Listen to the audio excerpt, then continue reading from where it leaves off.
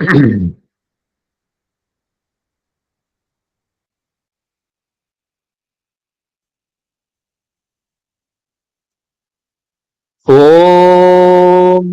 सदाशिव समारंभाम् शंकराचार्य मध्यमाम् अस्मदाचार्यपर्यन्ताम् वंदे गुरु परंपरा। ओ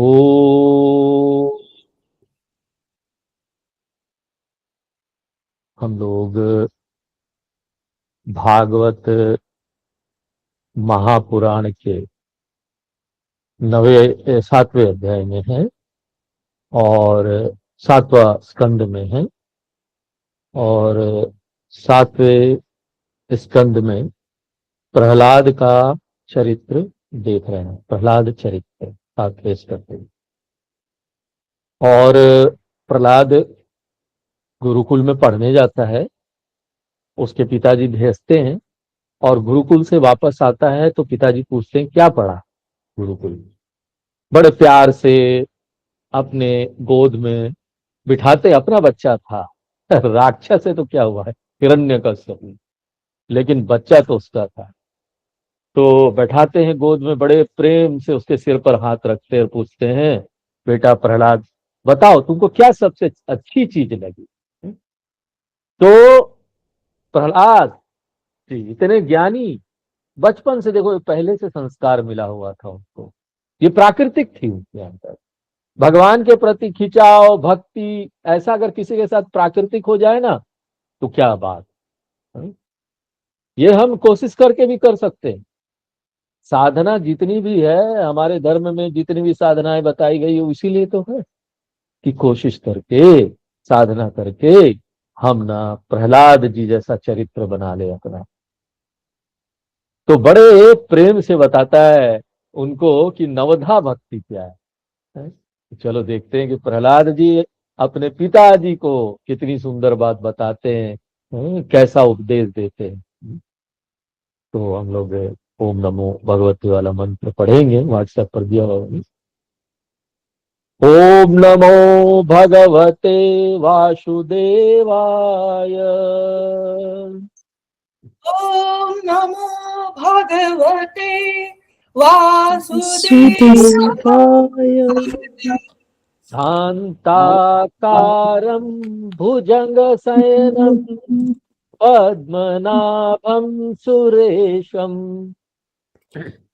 शान्ताकारं भुजगशयनं पद्मनाभं सुरेशम् विश्वाधारं गगनसदृशं मेघवर्णं शुभांगम् विश्वाधारं गगनसदृशं मेघवर्णं शुभांगम् लक्ष्मीकान्तं कमलनयनं योगभिर्ध्यानगम्यम् लक्ष्मीकान्तं कमलनयनं योगिविद्यानगम्यम् वन्दे विष्णुं भवभयहरणं सर्वलोकैकनाथम्।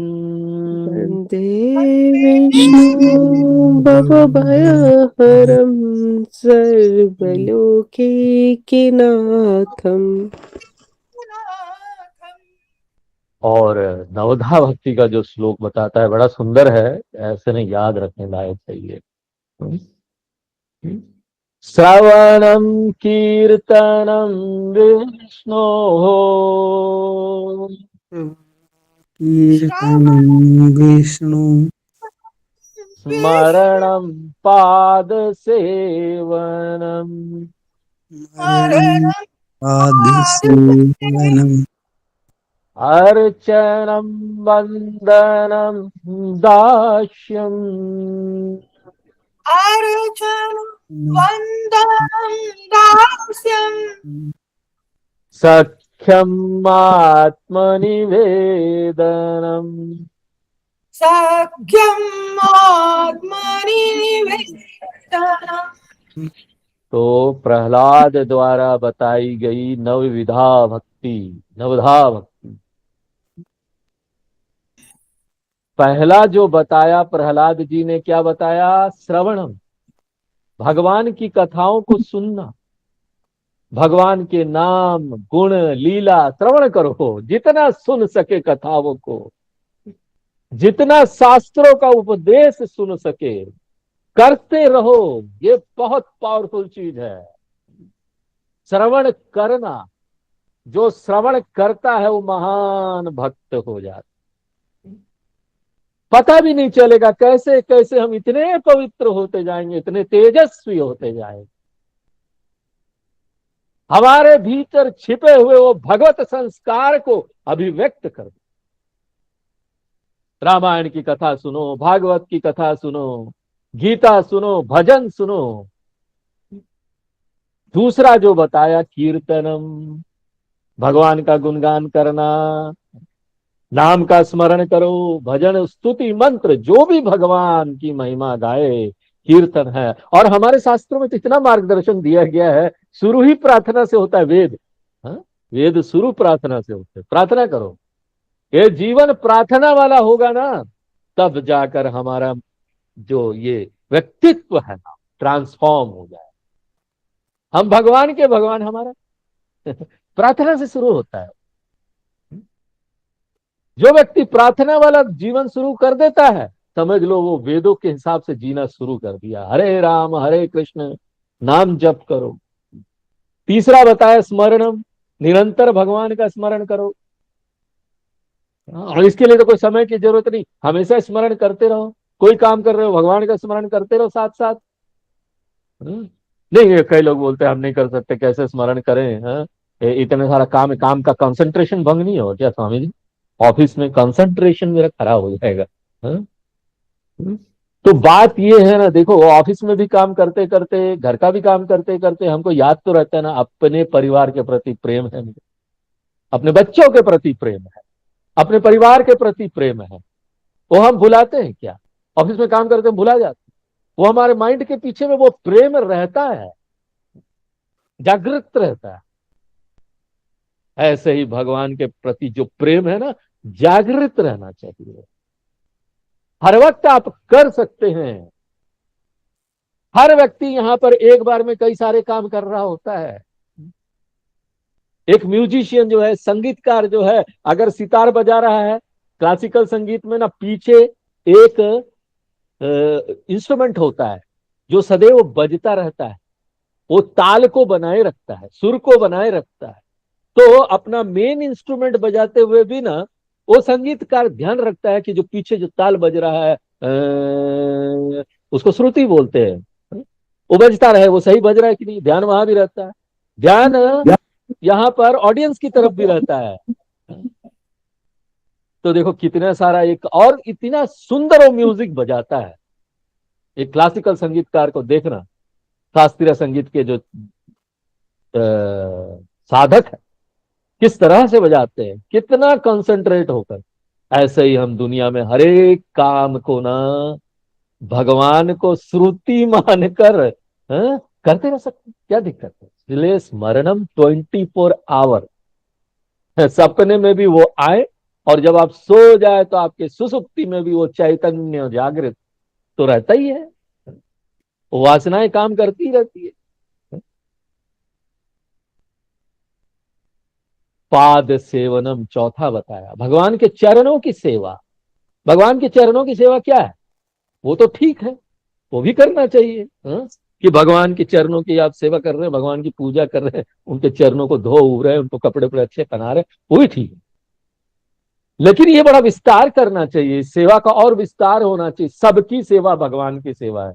नर सेवा नारायण सेवा। यहाँ कौन भगवान नहीं है? हम सबके भीतर वो भगवान देख लेते हैं। मंदिर में सेवा, तीर्थ की सेवा, ये सब आ जाता है।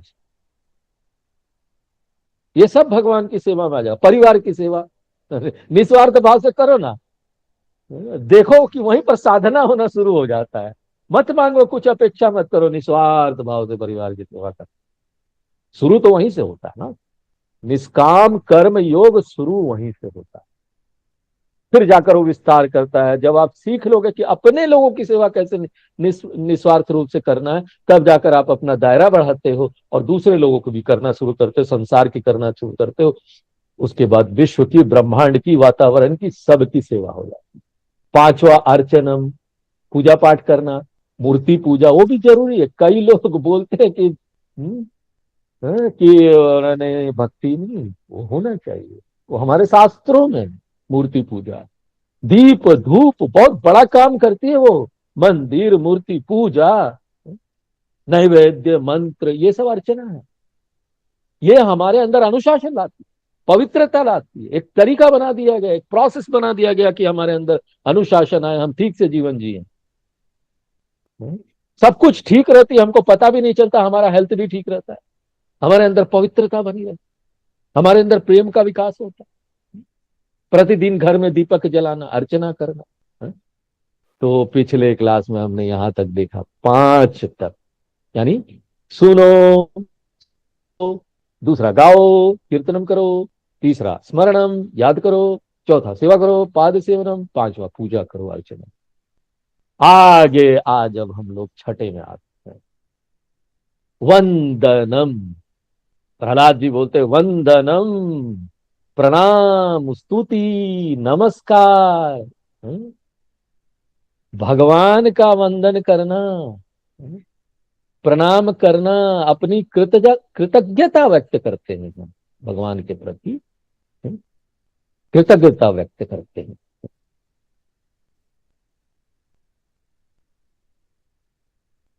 जब हम ईश्वर के चरणों में सिर झुकाते हैं ना, तो केवल देखो, केवल ना वहां पर शरीर नहीं झुकता, हमारा अहंकार झुक जाता है।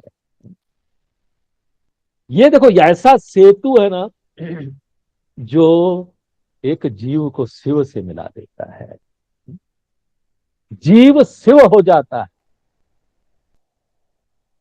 मनुष्य को परमात्मा से और अहंकार को विनम्रता से जोड़ता है। ये बहुत बड़ा मनोविज्ञान है इसके पीछे, इस तरह की भक्ति के पीछे।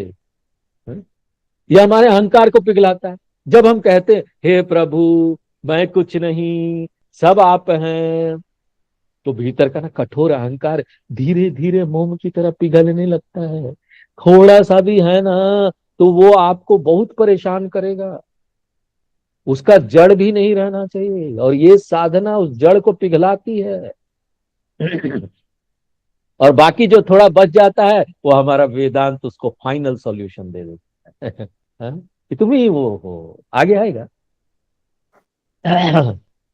हमारे अंदर कृतज्ञता जागृत करता है ये। देखो, कृतज्ञता क्या भाव है बोलो, हमको कितना हल्का कर देता है, चिंता फिक्र सब मिटा देगा। धन्यवाद कहना सीख लो, राग द्वेष काम क्रोध मोह कम कर दो। हम जीवन में शिकायत करना कम कर देते हैं, सबको धन्यवाद देते, thank you lord, thank you thank you. पश्चिम में ये बहुत सा है, बहुत है। हर चीज में उन लोगों ने बचपन से थैंक यू बोलना सिखाया जाता है। अब हमारे संस्कृति में और धर्म में तो बहुत पहले से था, लेकिन क्या है ना, हमको दिखाई वहां देता है कि देखो बोलो हर चीज में। अमेरिकन लोग, यूरोपियन लोग घर में अपना बच्चा भी पिताजी को थैंक यू बोलेगा, हर चीज के लिए, हर चीज के लिए थैंक यू। एक कोई ऑथर है, पता नहीं, उसने एक बड़ी किताब लिखी है थैंक यू के, सिर्फ थैंक यू के ऊपर, किस प्रकार से आप सिर्फ थैंक यू से, धन्यवाद से अपना जीवन बदल सकते हैं, और कुछ नहीं करना, जीवन में बस धन्यवाद बोल दो। और ये आत्मा का विस्तार भी करता है। वंदन हमें याद दिलाता है मैं अकेला नहीं हूं, मेरे पीछे वो अनंत शक्ति खड़ी है ईश्वर की। मन कितना स्थिर हो जाता है, मेरे पास शक्ति इतनी बड़ी है। हम कोई छोटे मोटे लोग से तो जुड़े हुए नहीं है ना। कोई छोटा व्यक्ति से जुड़ा हो तो अपने आप को छोटा समझ ले, अरे भगवान से जुड़ो ना, मन स्थिर हो जाएगा, मन सुरक्षित हो जाएगा, सुरक्षा का अनुभव हम करेंगे। और हनुमान जी बहुत सुंदर उदाहरण है इसमें। ऐसी भक्ति का उदाहरण हनुमान जी के अलावा कौन हो सकता है? हनुमान जी ने कभी नहीं कहा मैंने लंका जलाई, मैंने पर्वत उठाया, मैं समुद्र लांघा। वे हर बार कहते थे हे प्रभु सब आप ही के बल से हुआ प्रभु, मेरा कुछ नहीं। ये वंदन का सर्वोच्च रूप है, जहां व्यक्ति अपने सभी गुणों का श्रेय ईश्वर को दे देता है। हा? और यही बात न सिखाई गई गीता में। गीता में जब विश्व रूप का दर्शन कराते हैं भगवान, उससे पहले बताते ये सारा जो गुण है ना अर्जुन, ये गुण मैं हूं। धैर्य का गुण हो, कोई भी गुण हो, जो गुण है ना मैं हूं, मेरी शक्ति है वो। तुम्हारा है क्या? यहां पर किसका क्या है? सब तो मैं दे रहा हूं। फिर किस पर अहंकार किया जाए? मेरे अंदर बहुत अच्छा गुण है, मैं ये जानता हूं, मैं वो जानता हूं। देखो, किसान रोज सुबह खेत में जाकर मुट्ठी भर मिट्टी उठाता है और कहता है, अगर एक किसान ऐसा करे, हे प्रभु यह धरती आपकी है, मैं तो बस आपका सेवक हूं जो यहां फसल रोप रहा। अगर उसके खेत में वर्षा कम होगी तब भी फसल हमेशा अच्छी होएगी। और लोग जब उससे पूछे कि तुम्हारे खेत में ऐसा क्या विशेष है, तो किसान क्या कहता है मालूम? मेरा मेहनत तो साधारण है, लेकिन मेरी वंदना प्रभु के प्रति असाधारण। यही कारण है कि मैं यहां पर ये जो फसल है उसको भी लहलहा देता हूं।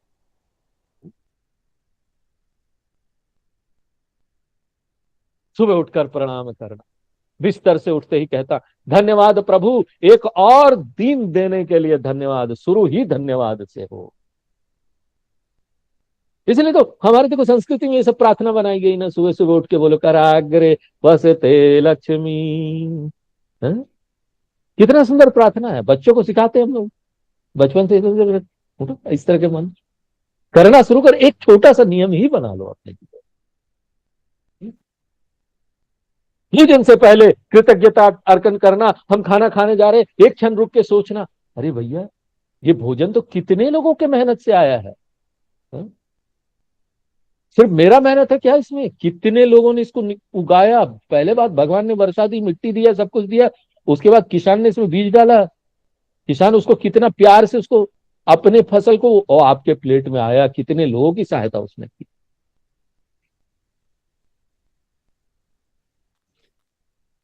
सिर्फ थैंक यू ही नहीं, भीतर से कहना कि हे प्रभु आपने मेरे लिए इस व्यक्ति को भेजा, इन लोगों ने ये काम करके मुझे दिया, वाह क्या बात है। और सिर्फ खुशी में नहीं, कठिनाई में भी वंदन करना। हाँ? जब समस्या आए तब कहना प्रभु ये भी आप ही की योजना का हिस्सा है क्या? हाँ? मुझे शक्तिशाली बनाने के लिए आप ये प्रॉब्लम दे रहे हो ना मुझे। हाँ? कुंती तो महाभारत में बोलती है कृष्ण भगवान को कि प्रभु आप ही याद आते रहे मुझे, और उसके लिए जरूरी है कि दुख आता रहे मुझे। Please please send me some दुख, सॉरो, ताकि ना I I will not forget you, मैं आपको भुला ना सकूं कभी। और यही नहीं, प्रभु तो प्रकृति भी है, प्रकृति को प्रणाम करो।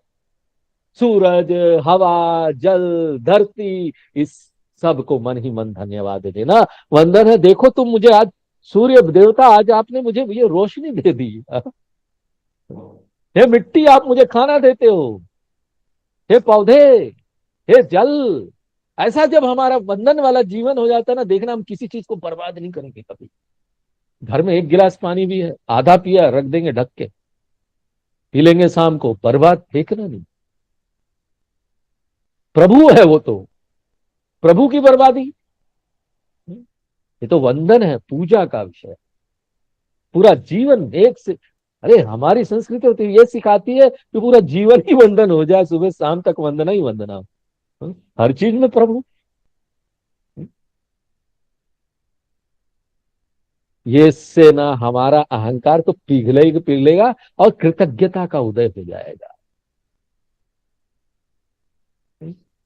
सिर्फ इतना कहना, हे प्रभु आपका धन्यवाद, हे प्रभु आपका धन्यवाद, हे प्रभु आपका धन्यवाद। बस जीवन बना लेना कि प्रभु आपका धन्यवाद। सबसे बड़ी वंदना होगी ये। सातवां दास्यम, सातवां भक्ति दास्यम। स्वयं को भगवान का सेवक मान लेना, मैं तेरा दास हूं, तू मेरा स्वामी है। आज की दुनिया में क्या, हर व्यक्ति बॉस बनना चाहता है अपना, हा? या तो उसको पद चाहिए, हा? बिना पद के कोई काम नहीं करना चाहता। नहीं, पद मिलेगा तब काम करूंगा, अधिकार चाहिए तब काम करूंगा, नियंत्रण चाहिए तब काम करूंगा, हा? सबको सब चीज ये चाहिए तब काम करूंगा। लेकिन भक्ति क्या कहती है? असली सुख स्वामी बनने में नहीं है, सेवक बनने में। क्योंकि सेवक बनने से अहंकार टूटता है, मन हल्का होता है, जीवन सरल हो जाता है, सफलता का नशा नहीं चढ़ता। सफलता बहुत नशा लेकर आती है। ये जो बड़े बड़े एक्टर लोग होते, खिलाड़ी लोग होते, ऊपर पहुंच जाते हैं ना, नंबर 1 बन जाते हैं, उसके बाद जब नंबर 2, 3, 4, 5 में आ जाते हैं ना, टूट जाते हैं, उनका जीवन खराब हो जाता है। कई लोगों के जीवन पर ऐसी पिक्चरें बनी, आप उसको देखेंगे तो समझ जाएंगे कि जब थे बहुत फेमस तो सब लोग चाहते थे, आप फेमस होंगे तो सब लोग चाहेंगे। सब लोग आपके पास आएंगे, नहीं होंगे तो जब वही फेमस पन चला जाएगा तो क्या होगा? यहां तो कोई चीज रहता नहीं है, आने जाने वाले हैं सब। हर महीने यहाँ पर वो दुनिया के 10 अमीर आदमी का लिस्ट भी बदलता रहता है। जो 1 में था कभी वो 11 में भी चला जाएगा, लिस्ट में ही नहीं है। तो ये तो सब उतार चढ़ाव का जीवन है, क्षणभंगुर जीवन है। दास्य भाव बड़ा शांति ले आती है मन। मैं तो भगवान का इंस्ट्रूमेंट हूं। सफलता का जो अहंकार है ना, वो अपने सर पर नहीं चढ़ता। हर समय मन कहता है जो हुआ उसी की कृपा से हुआ, मैं तो उसका दास हूं। असफल हो गए कोई बात नहीं, असफलता मेरा कहां हुआ, हा? हम तो यंत्र थे। असफलता का बोझ नहीं रहता। और जब वो चाह रहा था असफल हो तो वो वही चाह रहा ना मेरा मालिक, फिर क्या जीवन, फिर क्या कमी। बस इतना करो कि अपना कर्तव्य करे जाओ, बस कर्तव्य नहीं छोड़ना, कर्तव्य करो, बाकी जो फल आयो प्रभु इच्छा। सफल असफल सब वही चाहते थे, और उसने जो दिया मालिक ने, एक दास को स्वीकार है। ऐसा जब मन में भाव आता है ना, तुरंत शांत, चिंता फिक्र सब मिट जाती है। देखो ना कितना अच्छा मनोविज्ञान है ये सारी चीजें, चिंता फिक्र मिटाने के लिए तरीका, चिंता फिक्र मिटा लो नवधा भक्ति करके। कितनी सहजता आ जाती जीवन में, हम सहज हो जाते। देखो असहज रहना किसको पसंद है बोलो? हमको पसंद है, उसको पसंद है, इसको पसंद है, किसी को पसंद नहीं है असहज रहना। सब अपनी सहजता में आने चाहते हैं। Everyone wants to come to the home. घर में कैसे हम सहज रहते हैं, बाहर जाओ तो लोगों को दिखाने के लिए बड़े ऐसे रहना पड़ता ना, अच्छे कपड़ों में थोड़ा अच्छा व्यवहार, अच्छा मतलब व्यवहार तो घर में भी अच्छा करते हैं, लेकिन वहां पर बड़ा थोड़ा सा असहज सा लगता है, हा? लोगों के बीच में, स्टेज पर है।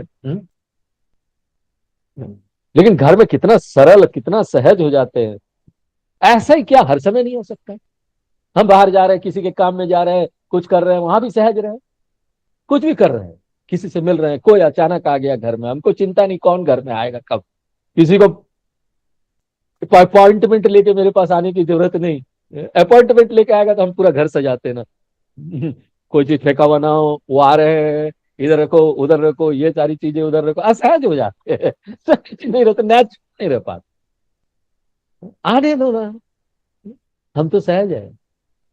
भक्त सहज हो जाता है, सरल हो जाता है, विनम्र हो जाता है, और कर्तव्यनिष्ठ हो जाता है, अपने कर्तव्य को नहीं छोड़ता, हर काम को पूजा मानकर करता है। और इसमें भी हनुमान जी तो हर जगह आ जाते हैं। हनुमान जी का आदर्श ना पूरा ले सकते हैं हम। हनुमान जी बोलते जैसा बल बुद्धि और पराक्रम उनके जैसा किसी में नहीं था। हनुमान जी का जीवन देखो, बल बुद्धि पराक्रम, लेकिन उनसे पूछा गया, रामायण वाल्मीकि जी ने लिखी संस्कृत में। तो उसमें वो लिखते हैं कि उनसे जब पूछा जाता है हनुमान जी से कि इतना सब तुम कैसे कर लेते हो भैया, हे भगवान हनुमान जी आप इतना सब कैसे कर लेते हो, तो वो एक ही शब्द बोलते हैं, दासो हम कौशलेंद्रस्य, मैं तो केवल कौशल्यानंदन राम का दास हूं। देखो उनका संदेश स्पष्ट है, शक्ति मेरी नहीं राम की है, बुद्धि मेरी नहीं राम की है, कार्य मेरा नहीं राम का है, सब राम का है, करते हो तुम कन्हैया मेरा तो बस नाम हो रहा है।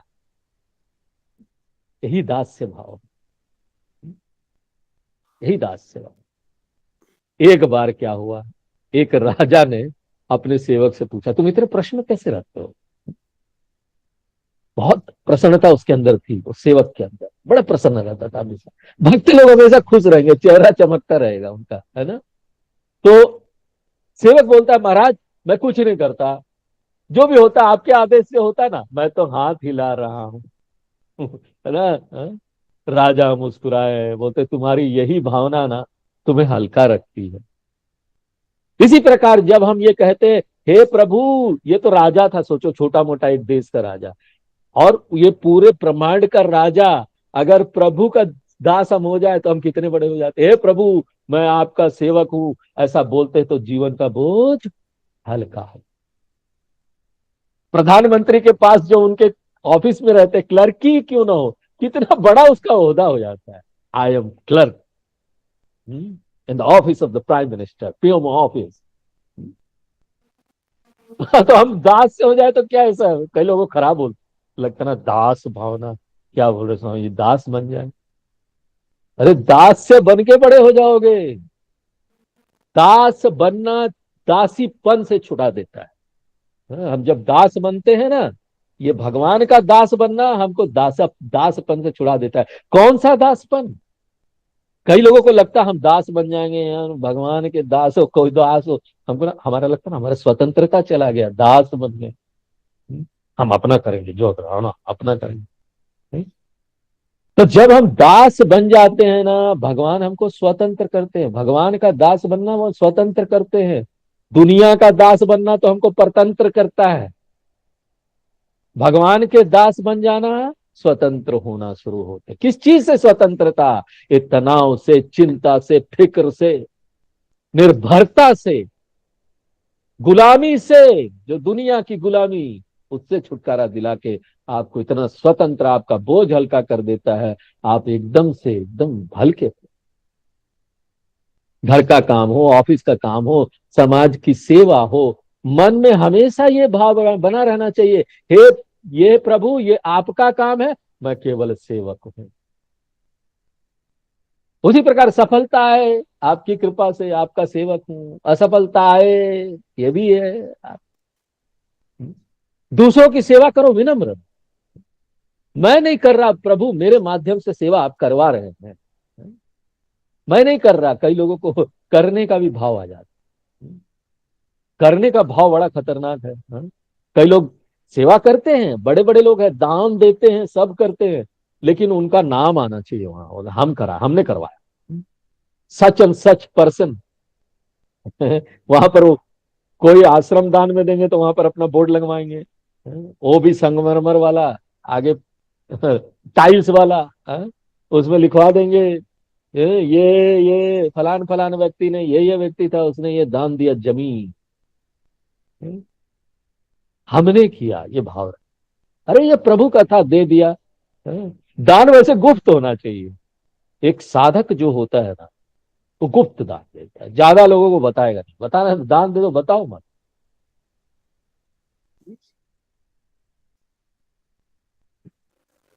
तो मैं जब सेवक बनता हूं और भगवान मेरे स्वामी बनते हैं, तभी जाकर दास्य भाव आता है। ऐसा दास्य भाव आता है, चिंताएं सब प्रभु की हो जाती है, मन शांत हो जाता है, जीवन सहज हो जाता है। आठवां क्या है, सख्यम, भगवान को अपना सखा मान, भगवान मेरे फ्रेंड, यहां पर भक्ति क्या होता है? भय से प्रेम की ओर ले जा रही। अब हम डर के भक्ति करते थे, कई बार मन में डर भी आ जाता था, भगवान बुरा ना मान जाए, नाराज ना हो जाए। हाँ? अब हम प्रेम में आ जाते हैं, भगवान तो मेरे फ्रेंड है। भगवान कोई दूर बैठा शासक नहीं है, वो हमारे मित्र है, हमारे सखा है। सखा कौन होता है? जिससे हम ना अपनी कड़वी मीठी बातें सब कर सके ना। दोस्त बनाना भगवान को बनाओ, किसी और दोस्त को बनाओगे ना। दुनिया के लोग क्या होते हैं? अच्छे भी होते, खराब भी होते हैं। कौन अच्छा खराब है आप जानते नहीं। आप अपनी भीतर की बात उसको बता देते, वो उसका फायदा उठाता है। अरे अपने घर वाले लोग भी उसके फायदा उठाते हैं, अगर आप अपनी सीक्रेट बात उनको बता दो तो। अपनी सीक्रेट बात, एक कमरा बंद कर लो, भगवान की मूर्ति रख लो, मेरे friend, I will tell to you. किसी को नहीं बताना, I will tell to you. कड़वी मीठी बातें जो भी है, मैं भगवान, मैं आपको बता दूं। भगवान ना हो गए, मनोचिकित्सक हो गए। यूरोप वाले को ये सब पता नहीं, अमेरिका वाले को तो वहां क्या करते हैं मालूम है? वहां पर ना ग्रुप बनाते हैं और एक साइकोलॉजिस्ट बैठता है और वो लोग ग्रुप में चर्चा करते, अपनी अपनी परेशानियां सब बताते हैं वहां। और इसी कारण से कई लोग उसका फायदा भी उठा लेते हैं, क्योंकि वहां बैठे लोग सब सुन लेते हैं आपकी क्या परेशानी है। साइकोलॉजिस्ट भी सुनता है आपकी क्या परेशानी है। वहां पर साइकोलॉजिस्ट भर गए, इंडिया से पढ़ पढ़ के जा रहे, इंडिया ने एक इंस्टीट्यूट बना दिया है। हाँ? और यहाँ पर वो साइकोलॉजी पढ़ के जाते, बड़ा डिमांड है इंडियन डॉक्टर्स लोगों का वहां, कनाडा में, यूएस में।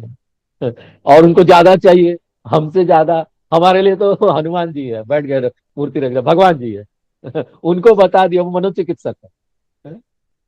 बिना मुखौटे के हम पूरा भरोसे के साथ उनके सामने अपनी हर बात कर सकते हैं, रूठ सकते हैं, हंस सकते हैं, शिकायत कर सकते हैं। हमारी जो कमजोरी है वो हम उसको स्वीकार कर सकते हैं, वहां भगवान मेरी ये कमजोरी है। सखा बना लो भगवान को, कोई औपचारिकता नहीं रह जाती। देखो अर्जुन का दृष्टांत तो बड़ा अच्छा है इसमें। अर्जुन और कृष्ण, गीता पढ़ रहे हैं हम लोग, कितना अच्छा सखा भाव है। व्हाट इज, देखो व्हाट द रिलेशनशिप, एक्कल ऑफ रिलेशनशिप, शीर्ष भाव है रिलेशनशिप का और रिश्ते का सबसे ऊंचा पद। जहां अर्जुन और कृष्ण साथ बैठते हैं, साथ खाते हैं, साथ हंसते हैं और युद्ध भूमि में साथ खड़े हैं। अर्जुन ने कृष्ण भगवान से कभी डर कर बात नहीं की, कभी कभी तो शिकायत भी की। वो युद्ध नहीं करना चाहता था, हम नहीं युद्ध करना चाहते, बोल देता है और रो देता है, रो के शरणागति कर देता है। तब वही सखा उनके गुरु बन जाते हैं। सखा से गुरु तक की यात्रा होती है। पहला अध्याय सखा था, सारी बात अपनी बताता है, मन में क्या चल रहा है। नहीं भगवान ये तो अच्छा नहीं है ना, युद्ध करना ठीक है ना, आप हाँ बोल दो ना। आप तो मेरे सखा हो ना, आप हाँ बोल दो, मैं युद्ध छोड़ के चला जाऊंगा, कर्तव्य छोड़ के। लेकिन कृष्ण भगवान जान रहे थे कि ये कर्तव्य छोड़ के भागेगा अगर मैं हाँ बोल दूंगा तो, इसलिए चुप रहे, सुनते रहे। क्योंकि जो व्यक्ति बोलता है उसको सुनाया नहीं। इसलिए वो अभी सुनाने लायक नहीं था, सखा भाव में बोल रहा, इसलिए सखा की यात्रा जरूरी थी। सखा से पहुंच गए गुरु तक की यात्रा। कृष्ण भगवान ने भी मित्र की तरह धैर्य, प्रेम और मुस्कान के साथ उसे समझाया, उसको संभाला, उसको मार्ग दिखाया। यही सख्य भक्ति है। कृष्ण भगवान का दृष्टांत ले लो, कृष्ण और अर्जुन का, सुदामा का ले लो। सुदामा और कृष्ण भगवान का कितना सुंदर रिश्ता था, सख्य भक्ति का सबसे पवित्र उदाहरण। सुदामा ने कभी ये नहीं सोचा कि मैं गरीब हूं, कृष्ण भगवान राजा है, गरीबी अमीरी मिट जाती है। उसके मन में केवल एक ही भाव था, ये तो मेरा मित्र है। जब भक्त मित्र भाव में नहीं आता ना, तब तक यही सोचता भगवान बहुत बड़े हैं, हाँ बड़े, वो ये से ये ना हो जाए, वो ना कुछ गड़बड़ हो जाए, वो ना कुछ गड़बड़ हो जाए। ये सब सोच के हम पूजा करते हैं, वो भी एक प्रोसेस है, देखो चरण है। ऐसा करते करते ही आदमी मित्र बनाएगा, किसी को समझते ही समझते भगवान को मित्र बनाते हैं। और कृष्ण ने भी राजा होते हुए भी सुदामा को गले लगा लिया, उनके उसके पैर धोए। आप सोच सकते हैं, एक भगवान सुदामा की पैर धो रहे। ये सख्य भक्ति का शिखर है। जहां क्या स्थिति है किसकी वो नहीं, ये तो प्रेम बोलता है। लोग बोलते पैसा बोलता है, हम बोलेंगे यहाँ प्रेम बोलता है। प्रेम बोलता है, पैसा नहीं। डर समाप्त तो हो जाता है। हमारे पास क्या है, छोटा सूखा चावल भी है तो हम अपने भगवान को अर्पण कर सके, ऐसी भक्ति है। सुदामा सूखा चावल लेके आते, गठरी में उसकी पत्नी बांध देती, ले जा। और भगवान तो दौड़ते अपने 56 भोग को छोड़कर, अरे मेरा जो सखा है वो मेरे लिए सूखा चावल लाया, रे खा लेते उसको ऐसे कि पूछो मत। ठीक है ना, भगवान कितना प्रेम करते। दुनिया का कौन व्यक्ति ऐसा हमको प्रेम कर सकेगा। इसलिए मित्र बना लो, सुदामा बन जाओ। मन में भय नहीं रहता, केवल अपनापन रह जाता है, मन हल्का हो जाता है, संवाद शुरू हो जाता है भगवान से। हम ना वो अब फॉर्मेलिटीज नहीं रखते, भगवान के साथ पूरा संवाद होने लगता है हमारा, 1-to-1 टॉक्स होने लगता है। और हम ना नेचुरल हो जाता है, प्राकृतिक हो जाता है। कुछ होता है ना, हम बोलेंगे कृष्ण आज मेरा मन भारी है, उनको बोल देंगे अचानक, ऐसा हमारा संस्कार बन जाता है। राम आज मुझे समझ में नहीं आ रहा मैं क्या करूं, हे शिव आज मुझे हिम्मत चाहिए प्लीज। और भीतर से उत्तर आता है, शांत मधुर मार्गदर्शक। और पूजा केवल मंदिर में नहीं रह जाती, ये पूरी जिंदगी में फैल जाती है।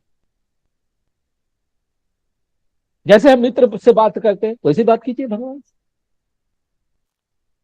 हे प्रभु आज ये समस्या है, बताए मैं क्या करूं, भीतर से आवाज आ जाएगा ये करो। खुशी आज प्रभु मुझे बहुत खुशी है प्रभु, आज मेरा दिन बड़ा अच्छा था, आपकी कृपा से प्रभु बहुत अच्छा। शिकायत करना है ना तो भी उनको करो, दुनिया वालों को क्या शिकायत करना, छोटे मोटे लोगों को, भगवान से करो। साख्य भक्ति में तो शिकायत भी भक्ति। प्रभु आज आपने मुझे बहुत परेशान किया, आज क्या प्रभु इतना दुख दे दिया, और मुस्कुरा दीजिए क्योंकि वो सुन रहे हैं। जैसे मित्र से हम सलाह लेते हैं वैसे प्रभु से भी सलाह लेते, पूछ लीजिए क्या करूं, हे भगवान बताओ क्या करूं, भीतर से कुछ तो दो आवाज भगवान। जब भक्ति ऐसा हो जाता है ना तो बोझ नहीं रहता, मधुर संबंध बन जाता है भगवान के साथ, डर मिट जाता है, दूरी खत्म हो जाती है, केवल प्रेम बचता है और कुछ नहीं। और अंतिम भक्ति, थोड़ा 10 मिनट और लेंगे, आज 9 भक्ति हम पूरा बता, बस लास्ट है। आत्मनिवेदनम, स्वयं को पूर्णता परमात्मा को सौंप देना। भक्ति की अंतिम सीढ़ी है आत्मनिवेदनम। ये वो अवस्था है जहां भक्त कहता है प्रभु अब मेरे पास देने के लिए कुछ नहीं बचा, ये लो, आई सरेंडर कंप्लीटली। मैं स्वयं अपनी आप को समर्पित करता हूं, अपना पूर्ण विसर्जन ही कर देते हैं। भक्ति कर्म से होते हुए, कर्म वाला भक्ति से होते हुए अस्तित्व की भक्ति से आ जाते हैं। अस्तित्व वाली भक्ति, हमारा अस्तित्व क्या, क्या भगवान से विलग हमारा कोई अस्तित्व है या हम उससे एक है। ऐक्यम, मैं का अंत हम कर देते हैं। भक्त कहता है मैं कुछ नहीं प्रभु सब आप है, मेरा का अंत हो जाता है, मेरे पास जो कुछ है सब आपका ही है। मैं कौन हूं का उत्तर यहां मिलता है, हुए मैं। मैं शरीर नहीं, मैं मन नहीं, मैं न राम नाम रूप नहीं, मैं परिस्थितियों का योग नहीं हूं, मैं वो चैतन्य आत्मा हूं जो सर्वत्र व्याप्त है।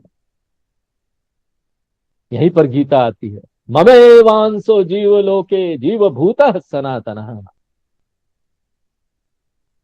मैं लहर नहीं हूं, मैं छोटा लहर नहीं हूं जो ना किनारे पर जाकर नष्ट होने वाला है, मृत्यु अंत नहीं है, क्योंकि मैं था ही नहीं जिसकी मृत्यु हो।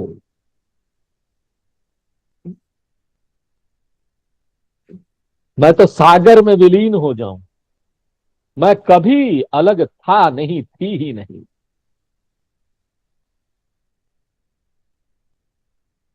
मैं परमात्मा से अलग नहीं। मैं और परमात्मा एक ही हैं, क्योंकि मैं नहीं है। बोलने के लिए हम बोल देते हैं मैं और परमात्मा एक है, लेकिन मैं तो है ही नहीं, तभी तो एक हो सकते हैं। ये भी परमात्मा है, वो भी परमात्मा है। अब जब सर्वत्र परमात्मा व्याप्त व्याप्त है, तो आप सोच रहे हो वहां मैं का कोई स्थान होगा?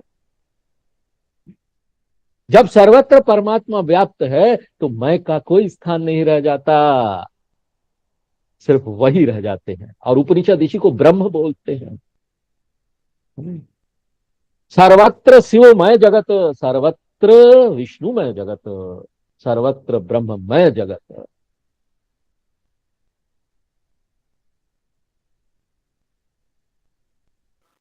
कोई अलग अलग आकाश नहीं है कि घड़े के आकाश, घड़े का अंदर का आकाश अलग है, घड़ा का बाहर का आकाश अलग है। सब एक ही आकाश है, और वो आकाश उसी चैतन्य के भीतर है, वो हमारे भीतर है।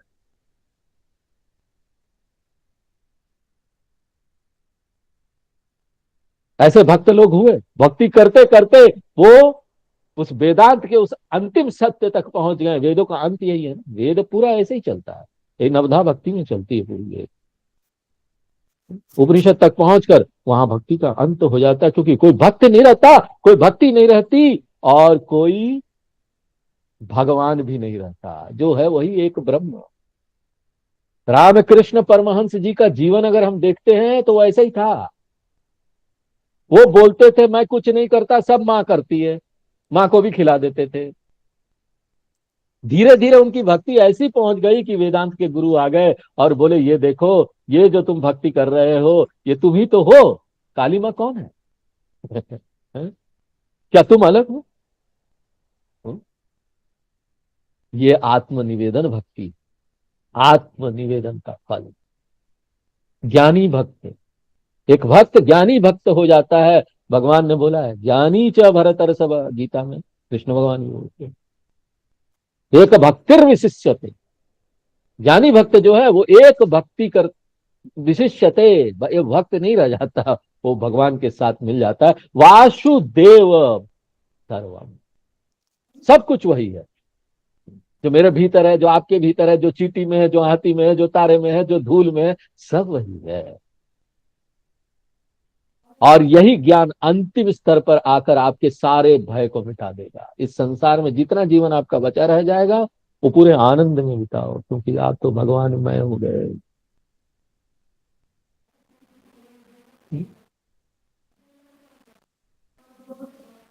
तो क्या करना है? हर एक कार्य को ईश्वर को समर्पित करो। हे प्रभु, यह कार्य आपके लिए है, फल की चिंता छोड़ दो। फल आपका है, मैं केवल साधन हूं, फल को मैं स्वीकार कर लूंगा। अपने सारे गुणों का श्रेय ईश्वर को दे दो। जो भी अच्छा हुआ आपकी कृपा से हुआ। कठिनाई में भी समर्पण करना, अपने अस्तित्व को ईश्वर का अंश मानना, और अंत में मैं हूं ही नहीं, मैं ही मिट गया, तब वह प्रकट होता है। भक्त भगवान में विलीन हो जाता है, प्रेम ज्ञान में बदल जाता है, जीवन दिव्यता का उत्सव बन जाता है। और ये कोई एक्सपेरिमेंट नहीं है, ये नवधा भक्ति। ये कितने भक्त हो गए, कितने आचार्य लोग हो गए, आज भी ऐसे आचार्य लोग हैं। सब लोगों को ये प्राप्त हुआ है, हमको भी प्राप्त होगा। तो ये अंतिम नौवीं सीढ़ी और फाइनल सॉल्यूशन आत्मनिवेदन, भक्ति की पराकाष्ठा।